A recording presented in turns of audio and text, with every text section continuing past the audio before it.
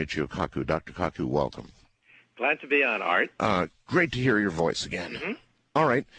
Where to begin? I read a story the other day that I want to ask you about straight out of the chute here. It was, and I don't have it in front of me, but basically it said there was a tabletop experiment recently, virtually could be done on a coffee table, in which nail polish remover or acetone or something like that was bombarded with some sort of a sound, a cavitation, something or another. Anyway, little bubbles formed of energy which indicated to the experimenters that there was some sort of reaction going on, some sort of a chain reaction or production of energy. Have you heard about this, and what is it? Yes, this is creating quite a bit of a stir in the physics world. The result was done at the Oak Ridge National Laboratory in Tennessee, where the uranium for the atomic bomb was processed. And this effect is called sonoluminescence, that is the creation of light from bubbles. Okay? Now, this effect was first noticed by the Nazis during World War II. They were trying to perfect submarine blades that could go into the oceans to knock out Allied ships. And they noticed that as the blades were spinning, bubbles began to form, and when these bubbles collapsed very uniformly and evenly, and when they collapsed, they created temperatures comparable to the surface of the sun. Now, this is rather incredible. Bubbles collapsed and creating temperatures of about 10,000 degrees Fahrenheit, comparable to the surface of the sun, which was sufficient to make these bubbles glow. Now, the Nazi scientists thought this was an odd effect. That is, submarine blades create bubbles that could sparkle when you looked at them. Right. But it was considered an anomaly, okay? And, of course, then World War II took place, and people forgot about this. You can still see it. I mean, I've been on a number of cruises, and you go to the back of the cruise ship at night, and you can look down and see the glow from the cavitation. Well, this is an effect that is rather easy to produce, okay? Now, the key is, if these bubbles were to collapse extremely uniformly, and that's the key. Yes. If they collapse very uniformly, then temperatures skyrocket as a consequence, and temperatures of perhaps hundreds of thousands of degrees can actually be attained in the laboratory. Now, here's the catch, and this is what's creating a lot of controversy. If you can hit temperatures of about 10 million degrees, then at that temperature, you can get hydrogen to fuse. That is, the hydrogen nuclei combine to create helium with extra neutrons. Right. That's what takes place in the center of the sun, not just on the surface of the sun, but in the center of the sun. And that's fusion. So in other words, anyone who can create fusion on a tabletop could, in fact, create a second industrial revolution. Now, this, of course, has to be verified in other laboratories, and it has to be watched very carefully. There are already some naysayers who say that perhaps there was contamination involved. But this group at the Oak Ridge National Laboratory claims that neutrons, which are, of course, nuclear radiation, neutrons were coming out of acetone. Yeah, they measured it, right? They measured the radiation. Yeah, they measured the neutron radiation coming out, and neutrons are the telltale signal that a nuclear reaction, not a chemical reaction, but a nuclear reaction is taking place. Now, of course, chemists and physicists were burned once back in the 1990s when Pons and Fleischmann announced that they had fusion in a glass of water. Well, they're over in Europe still working on that. Yeah, and maybe they did, maybe they didn't. But the question is, it has to be reproducible on demand. If you have a Toyota or a Chevy and you turn on the ignition switch, you want to make damn sure that engine turns on with your cold fusion device inside your engine. That's right. So far, it's iffy. Sometimes it seems to work, sometimes it doesn't work, and it's not reliable, and there's a lot of controversy about it. However, here, there's no doubt that sonoluminescence can attain a few 100,000 degrees. There's no doubt about that. That's been done in the laboratory, far beyond what the Nazis envisioned during World War II. The question is, can you attain perhaps 10 to 100 times that, or perhaps 10 million degrees, at which point hydrogen will then turn to fusion, and that's what makes the sun shine by E equals mc squared. Well, how likely, or how promising, I guess I should ask, do you consider this experiment to be? How promising? Well, very promising. However, it has to be verified. There are some naysayers who say that contamination from outside neutron sources may have created the burst of neutrons from this glass of water, basically, this glass of acetone. However, and this is a big if it turns out that this glass of acetone actually did compress bubbles up to 10 million degrees Fahrenheit, then this would be the world's first. That is, cold fusion would then take place in a small glass of acetone, or nail polish remover, as you said. Why, as a matter of curiosity, any idea why acetone versus anything else?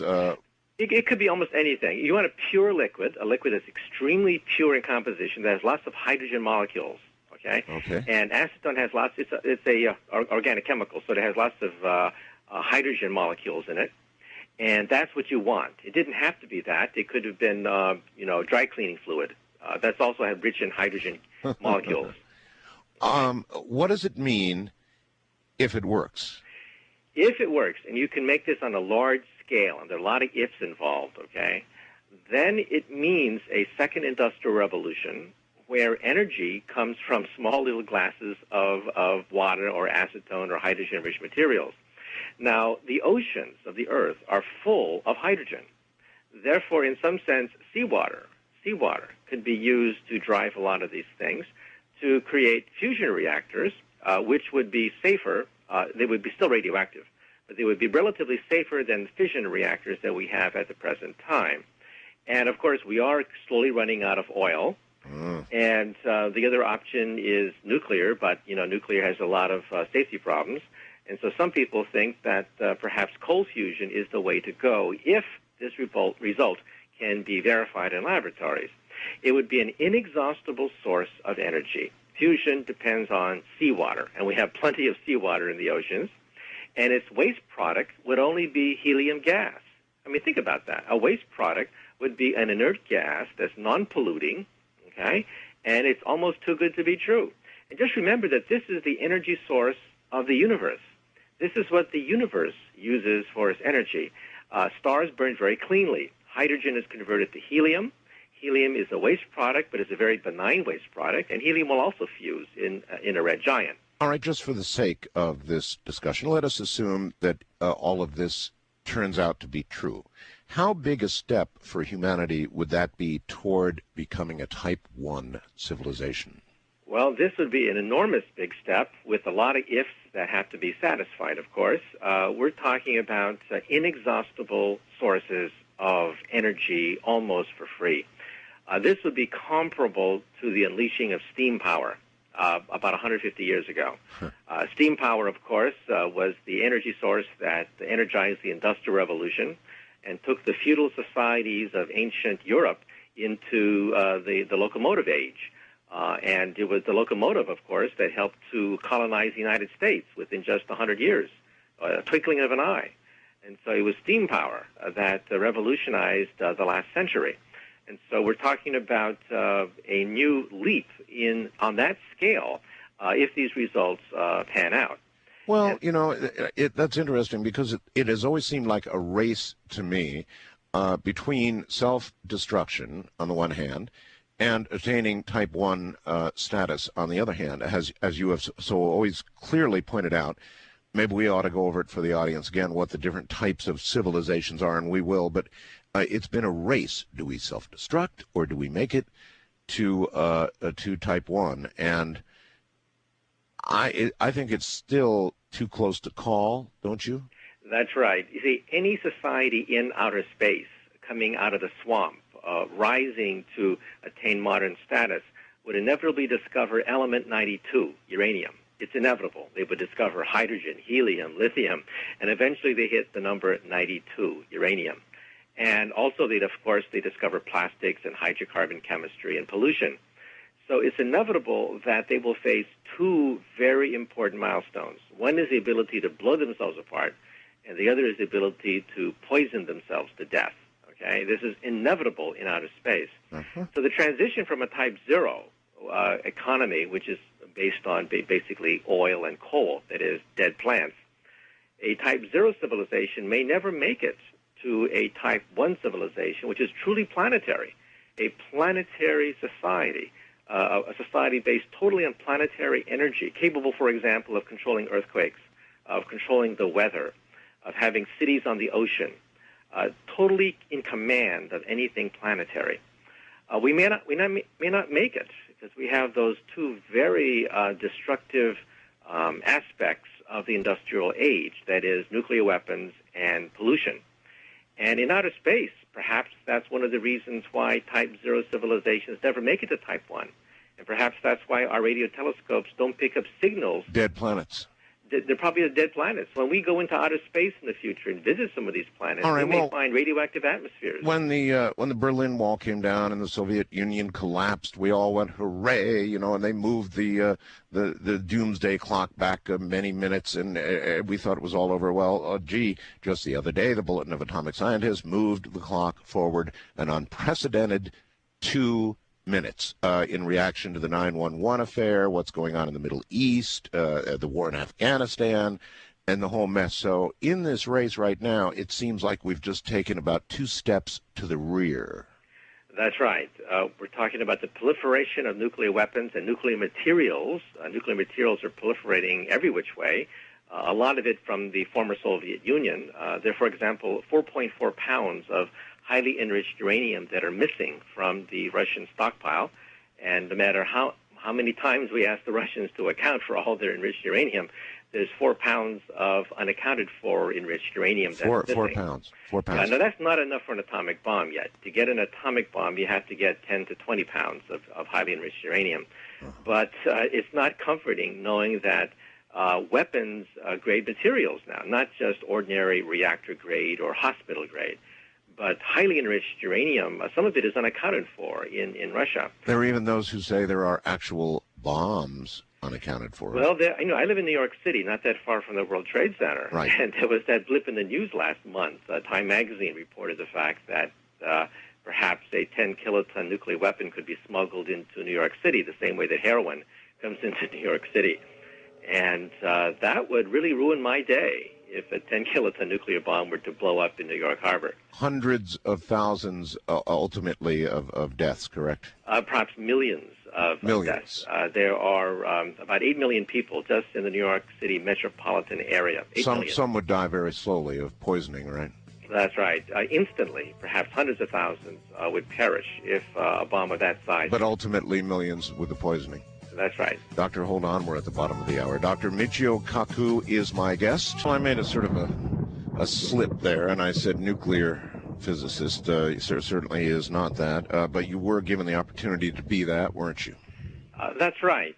When I was about to initiate my doctoral work, Edward Teller, the father of the hydrogen bomb, who was sort of a mentor of mine in high school, and when I was at Harvard, made a very strong push for me to go to the Livermore National Laboratories or the Los Alamos Laboratories. And he pretty much offered me a fellowship to study at Livermore. How did you come to turn that down? Well, I began to realize that, science is a double-edged sword. It's very powerful. One edge of the sword can create weapons of mass destruction. The other side of the sword can reduce poverty and cure disease and create a material abundance for all of humanity. Surely, though, Dr. Teller must have made some kind of moral argument to you to try and convince you. Well, you see, I'm a physicist, and we physicists are challenged by puzzles. And a hydrogen bomb, believe it or not, is built like a watch. And the explosion takes place in stages, microsecond by microsecond. Right. And he was sort of appealing to me as an intellectual challenge to the whole process of creating nuclear weapons, and an intellectual puzzle, a challenge to create the largest bang per buck, basically. And I personally was more interested in the biggest bang of all, that is the Big Bang, the creation of the universe. Yes. But he made a very strong push for me to go to perhaps MIT or mainly the Livermore National Laboratory or Los Alamos. But I decided eventually that this was not my cup of tea, that I would rather, carry on the tradition set forth by Einstein many decades ago. That must have been some hard decision for you at the time. A lot of hard decisions, because the scholarship that I was on at Harvard was the Earth Engineering Scholarship, which is the Star Wars Scholarship, as the New York Times has now dubbed it. And it was the scholarship that propelled a whole generation of physicists like myself into Livermore and into Los Alamos to design the Star Wars program. So my whole career, basically, up to that point, was basically funded by other physicists who wanted me and people like me to join the weapons laboratories. All right. Tonight, I had asked you, I've been hearing all these stories about quantum entanglement, and you wrote back that quantum entanglement is not at all an easy concept to explain to the public. Some aspects you say are quite difficult and mind-blowing. But I'd love to make a try. Maybe we ought to start down and just discuss, when you say quantum, what does that mean? Well, quantum is an overused word. You have quantum securities, quantum healing. Everything is quantum these days. It's a very sexy word. Quantum Leap is a TV program. But quantum physics is basically atomic physics. And in the atomic world, the world of photons or particles of light and electrons, we have rather bizarre properties that defy common sense. Electrons that can be apparently more than one place at the same time. Objects that spring into existence when you observe them. It's a very bizarre world at the atomic level. However, the quantum theory is perhaps the most successful theory ever proposed by the human mind. It's been shown to be accurate to 1 part in about 10 billion, which makes it the most accurate theory ever proposed. And electronics, laser beams, computers, all the electronic marvels that we have in our living room, all of them are made possible by the quantum theory, by electrons that dance between orbitals and are in two places at the same time. All right. Objects that don't exist till you look at them. Okay. Bizarre properties, properties that defy common sense, are commonplace at the atomic level. All right. Then, if that is the case, what is the term quantum entanglement imply? Okay, quantum entanglement could be the key to what is called quantum teleportation. Now, in 1993, at IBM Laboratories, scientists there made a thought experiment about what it would take to transport, like in Star Trek, by the way, an object from point A to point B using quantum physics. Okay. And they came up with the world's first realistic scenario for what a transporter may look like, even though, of course, it may take centuries to actually build one of these damn things. But in principle, it seems to work. And a few years ago, it was actually proven to work.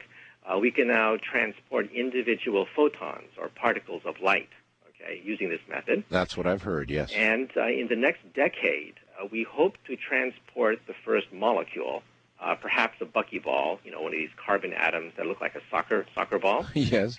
And perhaps beyond that, the first virus. Okay, so this is sort of the game plan. A virus, huh? Yeah. Figures. In maybe 10 years, a rather complicated molecule like a buckyball, and perhaps maybe in 20 years, a virus. Now, quantum entanglement means that the universe is not local.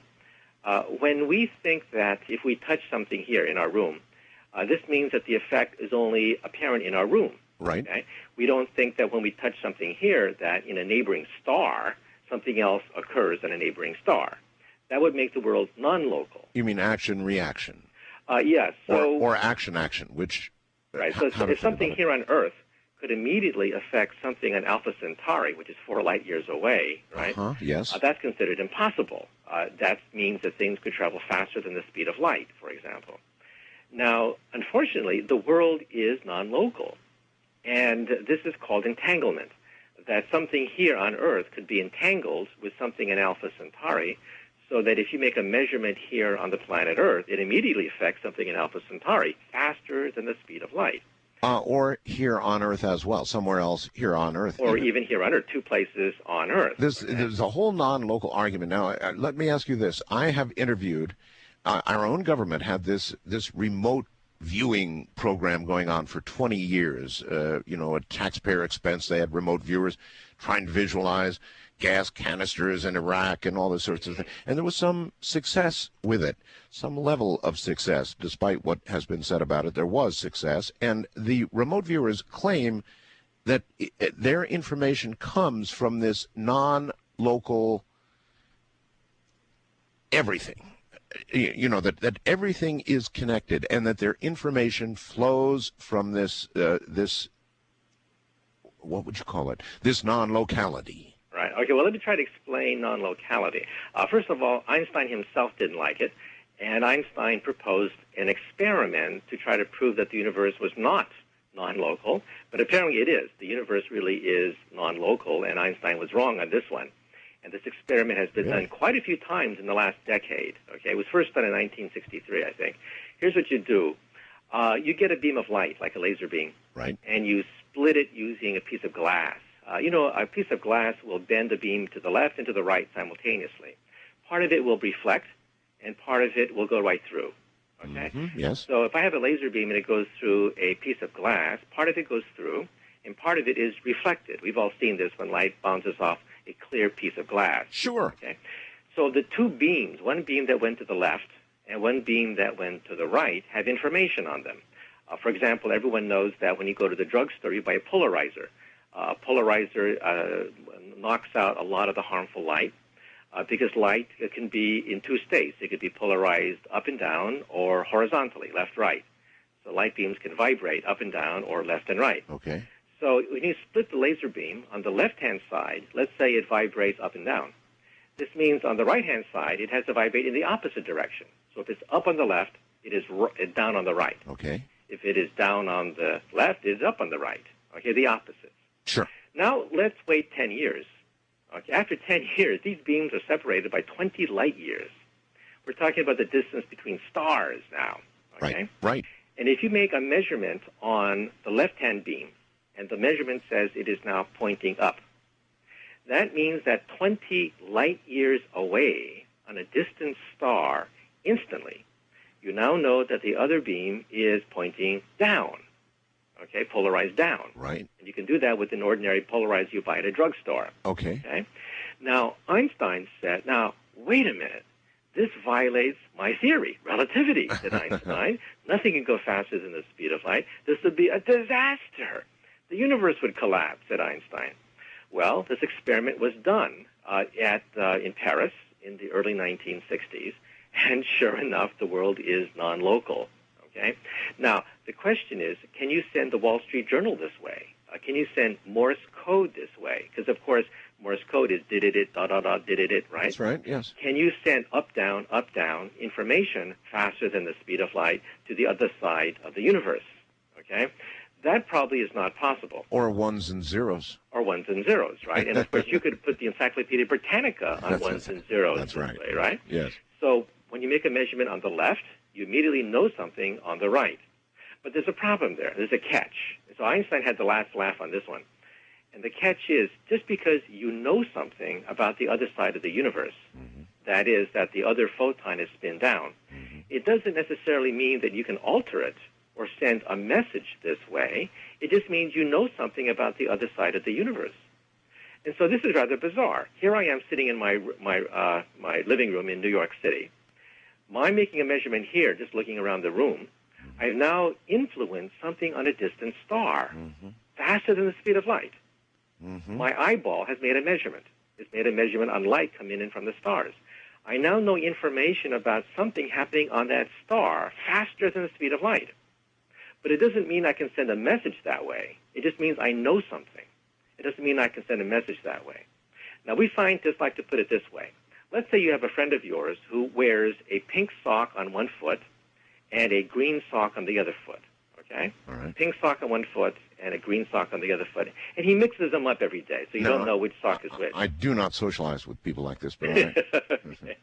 Let's say one day you look at one of his socks and it's green. Okay. This means that immediately you know the other one is pink. But does that mean that you can influence the other sock? Not really. It just means you know something about his other foot. You've never seen his other foot. You've never peeked at his other foot, but you know immediately it's pink. Right. Because the first sock is green. Right. This means that even though you know something on the planet Earth, that is, the laser beam is pointing up, this means that 20 light years away, you now know that beam is pointing down. Okay? But it doesn't mean that you can send information, usable information like Morse code or the Wall Street Journal, or if you could do it this way, you could actually have a time machine this way. All right. It doesn't mean you can send you can get tomorrow's Wall Street Journal and invest on the stock market faster than the speed of light. You see, so there's a catch there. Well, there's a catch, but suppose right now we can't do anything with it, though we know it. We can't do anything with it. But as we make advances in quantum computers, what promise might be ahead there? Yeah, that's going to be the immediate application. Some people say, well, what's in it for me? I mean, am I going to get better color television? Am I going to get better cable television out of this? And in some sense, the answer is yes. In the next several years, we're going to be building more and more complicated quantum computers, okay? Now, the reason why we're doing this is because Silicon Valley will eventually become a rust belt. In about 15 to 20 years, you may want to pull your stock out of Silicon Valley because the power of silicon will be exhausted in about 15 to 20 years. Moore's Law will collapse. This means that every Christmas, your toys are not going to be twice as powerful as they were the previous Christmas. Okay? Oh, no. Now, that's Moore's Law. You realize that the world's economy is dependent on Moore's Law. That is, that computers double in power every 18 months. We're talking about hundreds of trillions of dollars of nations' wealth comes out of Silicon Valley and Moore's Law, that computer power doubles every 18 months. That's right. That's going to collapse. You might as well pull out your stocks because Silicon Valley could become a rust belt in 15, 20 years. And if you visit Silicon Valley then, you may see a gentleman selling pencils on the street, and you'll say to yourself, my God, that looks like Bill Gates. So it could be like the Pentium 8000, and that would be it. That would be it. Now, the reason is, by that point, we will be etching on molecules of silicon. And silicon cannot be used as transistors at the molecular level. Silicon is leaky at the molecular level. Electrons do not stay in wires. They leak. They short circuit. So everything short circuits once components become so small that you're now having transistors the size of molecules. A Pentium chip, for example, that you have on your desk, has a layer of silicon about 20 atoms across. That's the smallest layer in your Pentium chip on your desktop, about 20 atoms across. Okay. When that hits 5 atoms, that's about it, huh? That's about it. At that point, the electron obeys the Heisenberg uncertainty principle. You don't know where the electron is anymore. It jumps out of the wire, and the whole thing short circuits, and your computer don't work. And your toys at Christmas are a big bust. So we know this for sure. We're going to run into this wall. That's right. Oh, that's really interesting. All right, so then there's got to be something beyond the wall. That's right. And that's why we physicists are desperately, and I mentioned this in my book, Visions. I have a whole chapter about the rust belt called Silicon Valley. We are desperately looking at laser computers, that is, computers that compute on light beams, as well as DNA computers, computers that actually compute on DNA molecules. Why is DNA attractive? Well, think of computer tape. Computer tape is a long series of zeros and ones, right? Correct, yes. Now think of a DNA molecule. A DNA molecule is not zeros and ones. It's ATCG. It's a combination of A's and T's and C's and G's called the nucleic acid. So a DNA molecule is actually more complicated than computer tape. And by cutting the computer tape, by cutting it up and remixing it, you can do calculations on computer tape or calculations on DNA. And this was first proven around 1996 by Professor Adler at Princeton University. He got bottles of liquid containing DNA, mixed them like you do in a laboratory with bottles of water, and he did a calculation that a computer that rivaled the power of a computer. And so we know that you can, in fact, compute on DNA molecules. It's been established for the last 5-6 years. Okay? And the other possibility is the ultimate computer, the computer beyond all computers. The ultimate computer is the quantum computer. And this is where entanglement comes in. Quantum computers compute on atoms, individual atoms. Let's say I have a string of atoms like pearls on a string, and I hit a light beam on it. I shoot a light beam, like a laser beam on it. Okay. The laser beam will then strike each atom and flip the spin. So an atom is like a spinning top. It either spins up or spins down. Spinning top. So it reverses the spin, spin up, spin down, spin up, spin down. It reverses the spin. It changes the spins. Right. And then it reflects. That's a calculation. That string of pearls is computer tape. So by hitting computer tape with a light beam, that is a string of pearls, a string of atoms, you've made a calculation on atoms. Now, before you buy any stock on this, let me give you the downside. The world's record, which was set about 2 months ago, the world's record for quantum computing is 7 atoms. 7 atoms. And this computer made headlines 2 months ago when it calculated that 3 times 5 equals 15. Now, so that's where they are. That's where they are. All right, now, so however, I'm going to leave my stock in IBM alone for a while. Right. Then. Now, the CIA is very interested in this. They are. The CIA is literally shaking in their boots. Because Hold on, that's exactly. We'll pick up on that point when we get back. Top of the hour right now. Back now to Dr. Michio Kaku. Doctor, you were saying that all this quantum entanglement would have the CIA, or does have the CIA, shaking in its boots. Why? That's right. You see, when the CIA sends super-secret transmissions of code across telephone wires, they have a certain code in mind, and a computer, of course, can break codes. Right. But the most advanced computers of today have a very difficult time breaking CIA codes.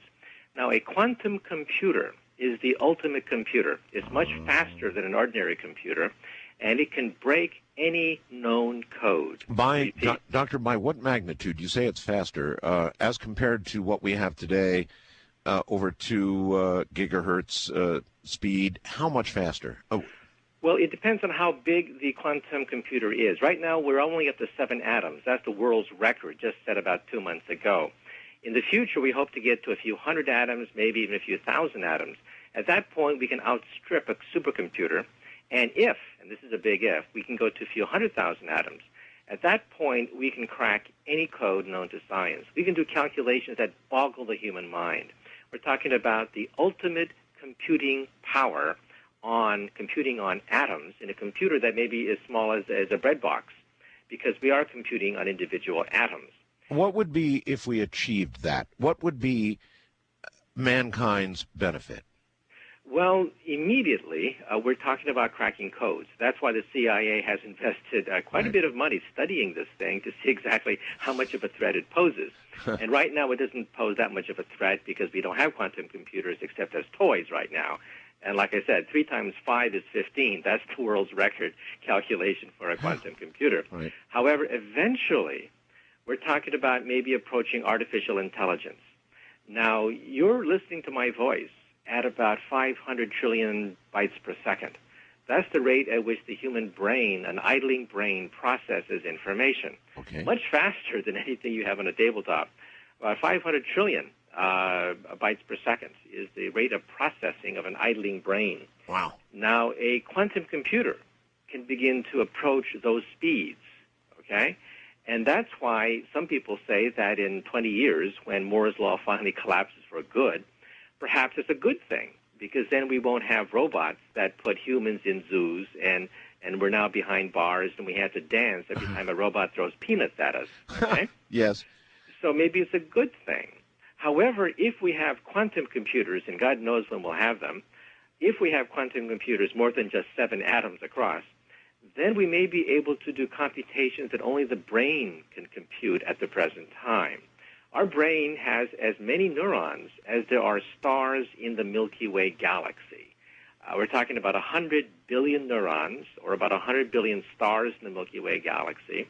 No computer can come close to that kind of intricate cellular network, and the only rival would be a quantum computer. So quantum computers may gradually begin to approach the power of human thought, okay? And this is another reason why people are very much interested in this, because then we could solve lots of problems. We could send robots to the planets, for example, that would be more intelligent than they are now. Our present-day robots have the intelligence of a retarded cockroach. Think of a retarded cockroach, okay, with half a brain, lobotomized, retarded. That's the intelligence of our present-day robots being built at Stanford and MIT. They take about 6 hours to walk across the room. 6 hours to walk across the room. Now, does that remind you of any of your relatives, any of your friends? That long to walk across the room? Well, that's the intelligence of our robots built in our laboratories, and we put them on Mars. We're going to have a fleet of these robots on Mars in the next 5 years. Yes. And eventually we'll put them on Europa, a moon of Jupiter, where we think there's an ocean, a real live ocean. Oh, yes. Underneath the ice cover of Europa, a moon of Jupiter. And we're going to put robots there, too. So on a scale now of decades, we hope to put ordinary silicon-powered robots on the various planets. But eventually, when we start to have quantum computing, we'll be able to solve problems that at the present time are beyond the capability of a computer. By the way, I thought we were not supposed to go to Europa. Oh, no, that was a movie. Yeah. Yeah, it was a movie. And but what about consciousness, Doctor? As we approach such a level with a computer, and it begins to approach the thinking capacity of a human brain, I don't know that we know sufficient amounts about consciousness to be sure that we are not suddenly getting into the God business, the creation business, that we create something with a consciousness. Yes. Well, we're talking at minimum about 50 years in the future. Okay, so we're not thinking about putting anyone out of business anytime soon. Okay. However, on a 50-year time span, when DNA, laser, and optical and quantum computers start to kick in, then we're going to have to ask those very hard questions about what does it mean to be aware of yourself, yes, to be aware of your surroundings. Yes. Not every animal, for example, is aware of its surroundings. Monkeys are, porpoises are. You put a mirror in front of a porpoise, and the porpoise will preen itself in front of a mirror. You put a mirror in front of a bug or an octopus, and they want to eat it rather than preen themselves in front of a mirror. So not every animal has self-awareness. Okay? Right. And the question is, do computers have self-awareness? And the answer at the present time is no. Not They're yet. not aware of who I am, where am I, what am I doing here. Not yet. Computers don't ask that question yet, right? Not yet. Right. But, on a time frame of about 50 years or so, long after Moore's Law has exhausted itself and we have this new generation of computers, we may have computers that have that kind of capability to begin to ask themselves that question. Now, my personal point of view is that we'll have silicon consciousness or atomic consciousness. They won't think like us. Our thinking is a byproduct of our evolution on the Earth. We want to know where our next meal comes from, where our next date comes from. We want to know how to relax and have fun and be entertained and have a good laugh.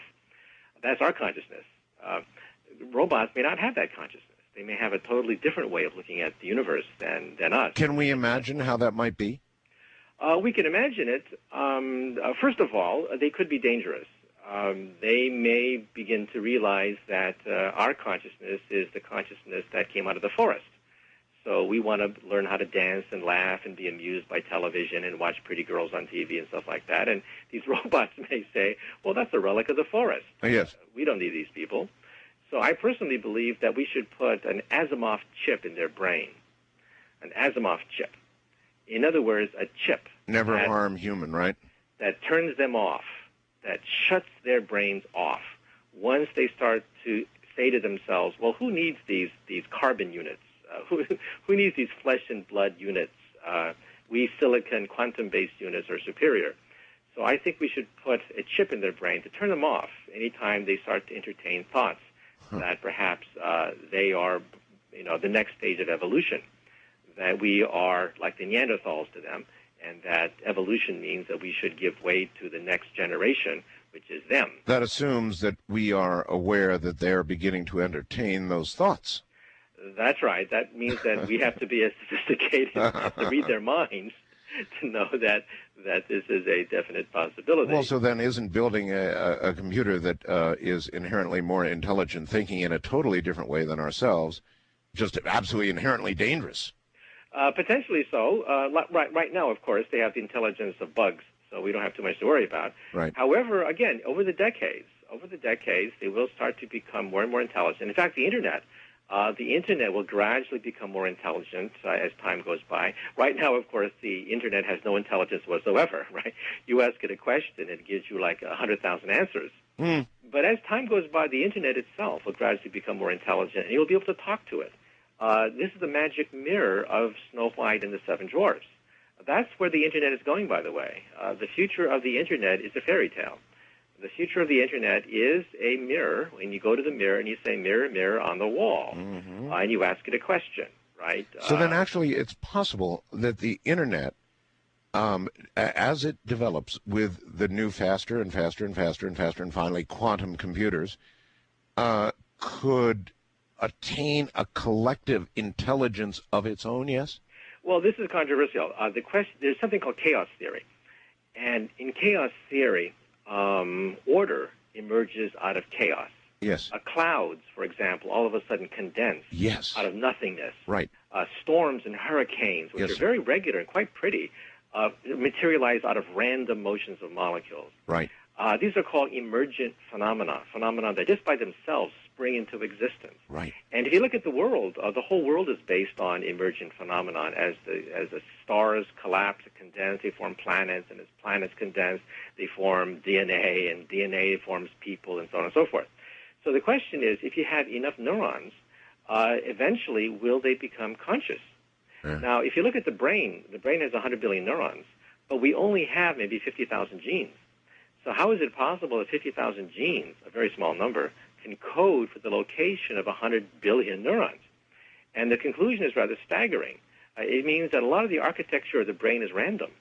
A lot of the brain is randomly slopped together. The genes cannot possibly contain the location of 100 billion neurons. Now, does that account for why they've actually, for example, removed half of a person's brain?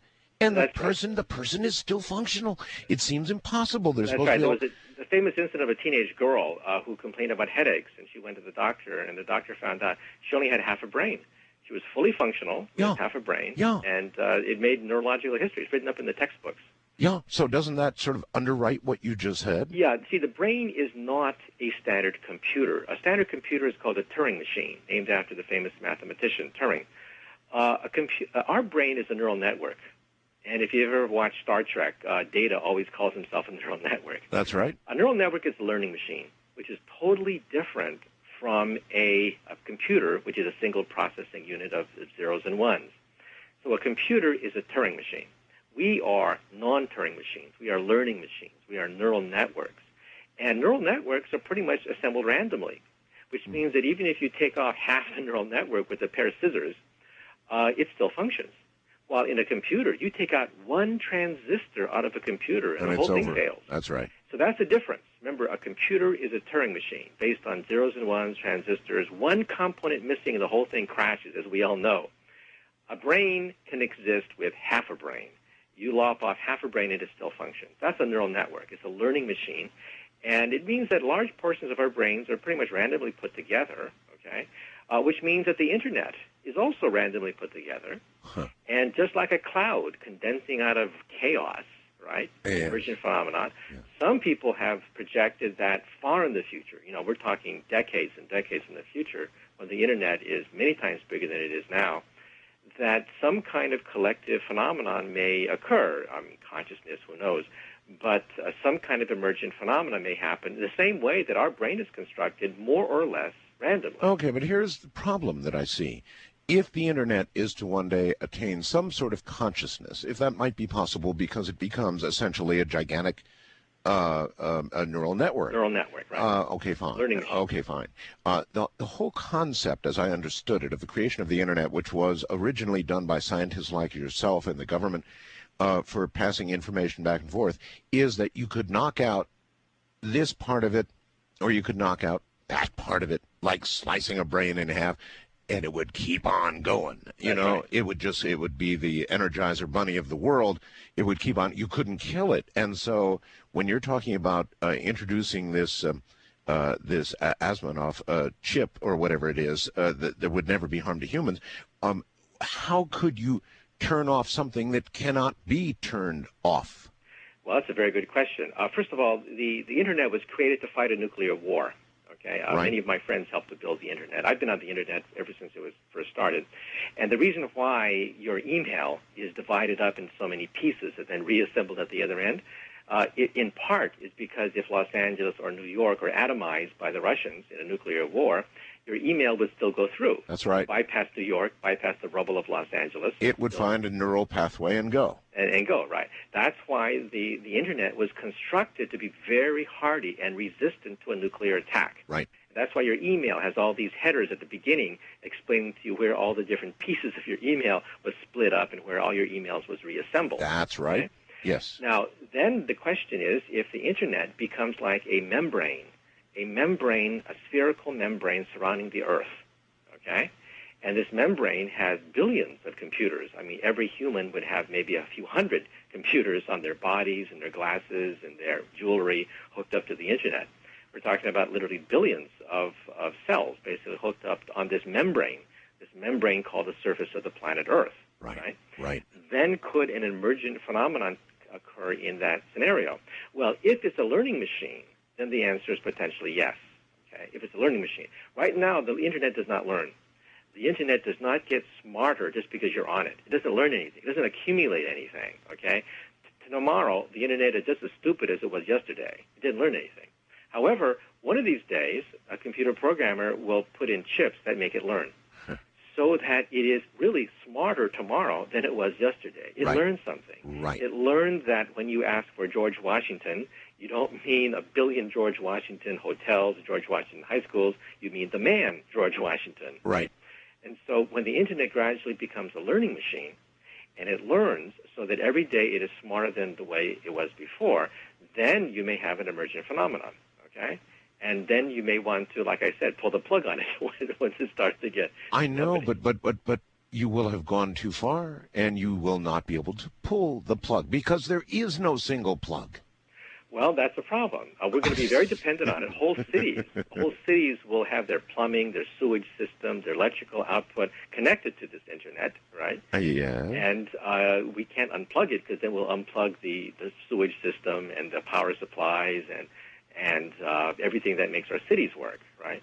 So, but again, in my book Visions, I address this problem, but I also say that this is decades away. And as we lay the groundwork of the Internet, let us keep some of this in mind. Well, let me tell you something, Doctor. I interviewed a man last week, a scientist in Great Britain, who is having a chip transplanted into the neural network of his arm. Yes, I've met him. I had dinner with him once. Well, son of a gun. I interviewed him for several hours, and his plan, he's about a week or two away from having the second chip implanted, as you know, then. And his wife is going to be implanted. I talked to his wife. That's right. And do you know what he's going to do? He's going to hook himself up to the Internet. However, when I talked to him, I asked him the key question, and that is the chip hooked up to his nervous system? And the answer is no. The chip is not wired to the brain. So in some sense, it's an isolated system. It's a system that is embedded in the skin. It's not hooked up to the central nervous system. Now, when that occurs, then, of course, all sorts of stuff is going to hit the fan once we start to connect chips to the central nervous system. Yes. Now, right now, we can do that with squid neurons. Squid neurons are actually visible with the human eye. The human eye can actually see the neuron.